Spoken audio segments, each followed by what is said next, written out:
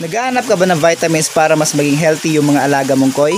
Eto, at may nahanap ako. Ito yung ginagamit ng ibang mga kahabi natin para madagdagan yung vitamins at minerals na kinakain ng kanilang mga alagang koi. At napakadali lang po nitong gamitin. Ilagay lang po natin sa pagkain, patuyuin natin ng mga ilang minuto, tapos pwede na po natin ipakain. Mura lang din po siya, kaya pwede natin gawin maintenance sa ating mga alagang koi.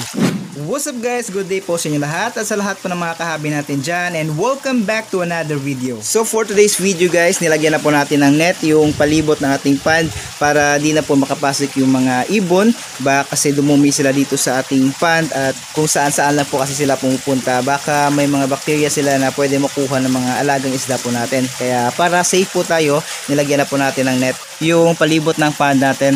Na-order lang po natin tong net sa online. At ito na po yung mga alagang isda natin nung matapos po natin silang i-salt bath. So yun, okay na po itong alaga natin na to, itong si Trisha. Yan, at malakas na din po siya kumain guys. Naglagay po kasi tayo dito ng aerator para po madagdagan yung dissolved oxygen ng ating pond. Kasi sa sobrang init ng panahon po natin ngayon, nagkulang po yung dissolved oxygen nitong ating koi pond. Kaya yun po yung dahilan kung bakit nagsistay po dun sa bottom ng pond natin yung ating koi, itong malaking koi natin na to, kasi kulang po sa dissolved oxygen. Kaya nag-install po tayo ng maraming airstone.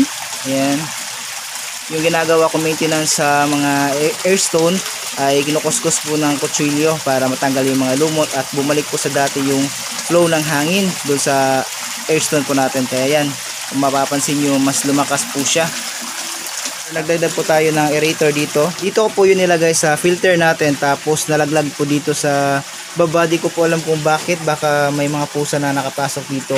Kaya yun, nung inon po natin ulit, nung pagsaksak po natin, may pumutok po dun sa aerator natin. Kaya yun, di na po siya umaandar. Ipapaayos pa po natin yun. Naglagay na po muna ako dito ng pump para makadagdag sa oxygen dito sa pan natin, para mas lumamig din po yung ating pan, kasi sobrang init po ng mga panahong yun na open pa yung pan natin. Kasi napansin ko nung mga nakaraang araw, di po normal talaga yung init, napakainit po talaga, at open pa naman yung pan natin. Kaya yun, naapektuhan po talaga yung dissolved oxygen sa pan po natin. Para mabawasan po yung init, naglagay na po muna tayo ng temporary shade. Pero dumating na po yung in-order natin online na net, yung shade, na pang shade po natin dito para mapalitan din po natin to. Install po natin yun mamaya. Nakatulong po talaga to para mapababa yung temperature dito sa ating pan, at mabilis na din po silang kumain guys. Ngayon po guys, ito po yung sinasabi ko sa inyong vitamins na nakita natin na pwede natin gamitin na pangdagdag ng vitamins and minerals ng mga alagang isda po natin. Itong Papi MVP, marami ako nakikita ng mga kahabi natin na gumagamit din po nito. Yan, kaya ngayon itatry po natin to para madagdagan naman po yung mga vitamins at minerals na kinakain ng mga alagang isda po natin, para mas healthy po sila. Etong vitamins na to ay pwede po siya sa aso, pusa, mga ibon, rabbit, hamster. Pwede po nyong ibigay ito kung may mga alaga po kayong mga ganon. Pero tayo dito, ibibigay po natin to sa mga koi po natin. Sa aso, meron po tayong aso rin dito. I-try po natin to. Napaka-simple lang po niya gamitin guys. Ibabad lang po natin o ilagay lang po natin sa pagkain. Tapos patuyuin natin mga ilang minuto. Tapos pwede na po natin ipakain. Ngayon malapit na po yung schedule ng pagkain ng mga alaga natin. Kaya tatry po natin to. Mag-prepare lang po tayo ng malinis na lalagyan. Tapos open po natin to. Ito po siya. Ayan, shake lang po natin. Tapos maglagay tayo dito ng koi food, and koi food na sakto lang sa isang kainan ng mga alaga po ninyo. Konti na lang pala itong pagkain natin. Dagdagan pa natin. Sample, kung ito yung pagkain ng mga alaga nyo, ganito karami. Tapos maglalagay lang po tayo nito. Isang takip lang po muna. Check natin kung malagyan ba lahat. Lagyan pa natin ng konti. Tapos shake lang po natin to. Pag nakita natin na nalagyan na po lahat, set aside na po muna natin yan at patayuin natin ng mga ilang minuto. Tapos ipakain natin sa kanila. Lagay na po muna natin dito para di po siya madapuan ng mga langaw or ng mga dumi.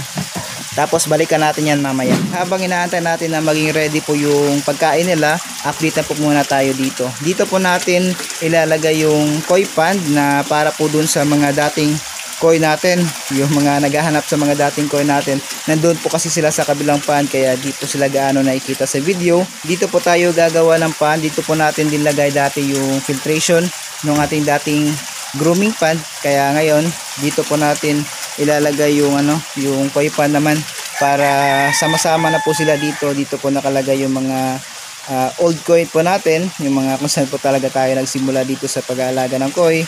Tapos katabi na rin po nila itong main pan po natin, kung saan tayo nag-groom naman ng mga koi. Pasilip ko sa inyo yung mga koi natin doon. Nandito po sila sa pan na to, guys. Ayun, yan po sila, onti na lang. Pero yan, lipat po natin sila doon para mas makita nyo pa sila. Yung isang hammerhead natin, guys, yung albino natin, nag-wild po siya kagabi, kaya yun, kinwarantin po muna natin dito dahil nasugatan po yung kanyang uso. Ayun, sobrang lala nung sugat niya, guys. Pero okay na naman po siya, na-revive na po natin kagabi. Yan, ito yung pinakagrabe sugat niya. Mahilig po kasi mag-wild tong mga isdang to, kaya kinwarantin na po muna natin dito para di po siya ma-disturb ng mga ibang isda po doon. Kabayaan na po muna natin siya dyan. Eto na yung net, guys. Yan, maganda po siya, sana magtagal to. So yan, install na po natin. Ito po yung dati nating shade dito, tapos para makita po natin yung before and after. Eto, guys, natapos na po natin i-install yung ating net, yung shade net natin dito. Yan, at okay naman siya. Pero sabi ni mama mas gusto niya yung dati kasi makulay.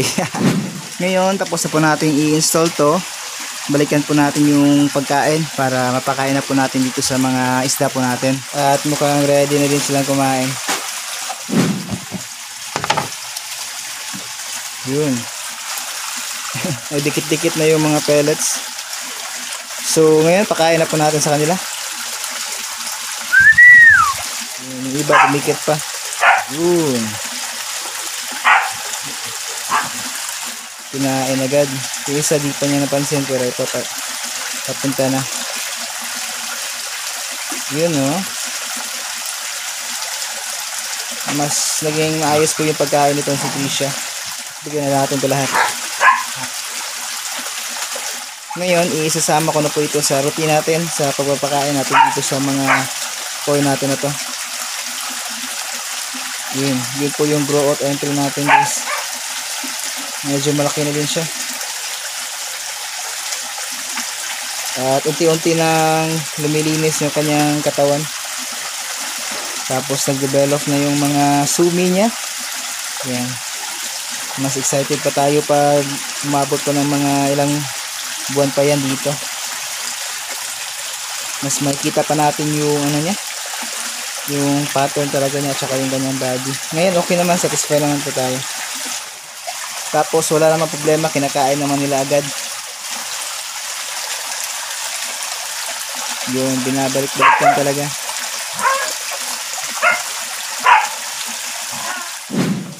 Ito yung mga may ingay, guys. Yan, yung mag-inang yan. Yan, oh, parang bata pa rin tong si Isa. So anak niya po yan, guys. Tapos ito, anak niya rin to. At saka itong isang to. Chocolate! Mukhang hindi na talaga masyado nainitan sila kasi naglalaro na. Yung mga nakarang araw din, hinga lang hinga to, hindi naglalaro. Napansinin po natin na di na rin masyado mainit ngayon compare ng mga nakarang araw talaga na sobrang init. Pero mas mabuti na maglagay din po tayo ng shade. Mas maganda po kasi sa sumi ng koi natin yung malamig yung tubig. Kasi ito ginugroom natin itong shiro.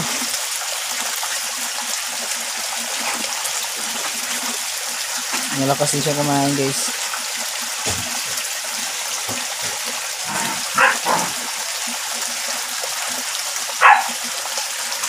Yun. So yun po, guys, dito lang po muna yung video natin. Sana nagustuhan niyo po itong video na to at may natutunan po kayo dito.